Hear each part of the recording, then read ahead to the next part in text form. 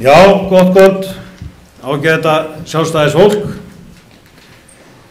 Við sem tökum þátt í prófkjöri viljum láta gott á okkur leiða og að þessu sinni eru 20 frambjóðendur sem bjóða sig fram. Allt hið mætasta fólk og er ég einn af þeim. Prófkjörsins í ár verður sennilega minnst sem hóflegasta prófkjör sem haldið hefur verið til þessa. Engin auglýsingaskilti við umfræðar eða risastórar auglýsingar á húsgögnum. Meira að segja sjónvarpsáhorfendur hafa ekki verið truflaðir við áhorf sitt með auglýsingum að nokkru nemi. Í þetta sinn munu áherslur mínar beinast að íþrótta- og æskulýðsmálum, að flugvöllurinn verði í Reykjavík og unnið verði að því að byggja hjúkrunarheimili í borginni. En áhugi minn nær einnig til skipulagsmála, en nýverið var kynnt nýtt aðalskipulag sem gildir til 2030. Það er mjög athyglisvert, svo ekki sé meira sagt, því að ekki er gert ráð fyrir að byggð verði einbýlishús í Reykjavík til ársins 2030. Hvað þýðir þetta í raun? Jú, þeir sem vilja byggja einbýli verða nú að flytjast til nágranna sveitarfélagana. Þetta er yfirleitt fólk með góðar tekjur og því er ljóst að borgin verður með þessu á gríðarlegum skatttekjum. Við verðum því að bjóða upp á meiri fjölbreytni í lóðaúthlutunum en segir í skipulaginu.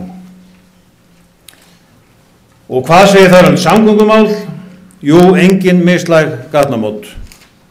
Búið er að þurrka slíkar hugmyndir út af borðinu, þrátt fyrir að í Reykjavík séu 19 hættulegustu gatnamót landsins. Þetta þarna skoðunar, það er ljóst. Ég hef starfað sem slökkviliðs- og sjúkraflutningamaður frá 1981 og veit hversu mikilvægt það er að hafa flugvöllinn þar sem hann er. Flugvöllurinn er mikið öryggismál fyrir okkur öll og hvað er höfuðborg án innanlandsflugvallar? Reykjavík er höfuðborg allra landsmanna og það er ljóst að við erum ekki að fara að byggja nýjan flugvöll næstu árin.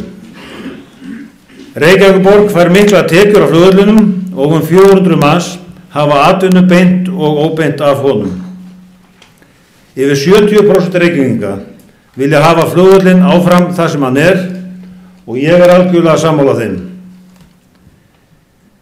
Ég hef mikinn áhuga á íþrótta- og æskulýðsmálum og ég vil aukið aðgengi barna að íþrótta- og tómstundastarfi með þátttöku borgarinnar.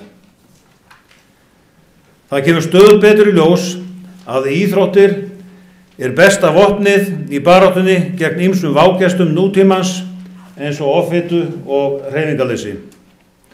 Ótal rannsóknir sýna að regluleg hreyfing bætir námsgetu og geðheilbrigði og er því besta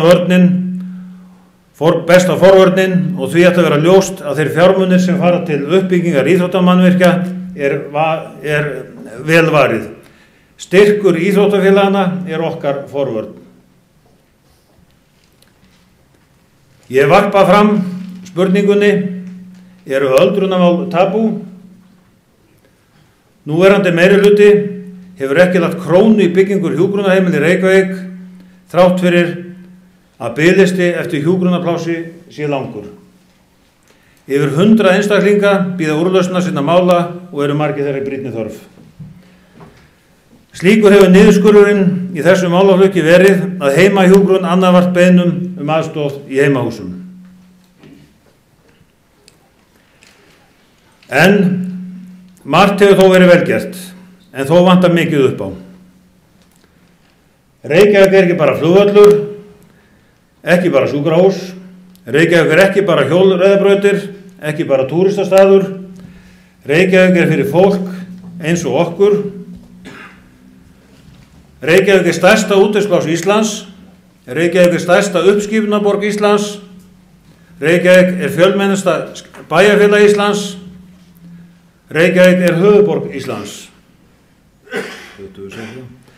Við verðum að hafa það í huga að höfuðborg Íslands ber ákveðnar skyldur. Í Reykjavík býr fólk eins og við fólk með mismunandi þarfir.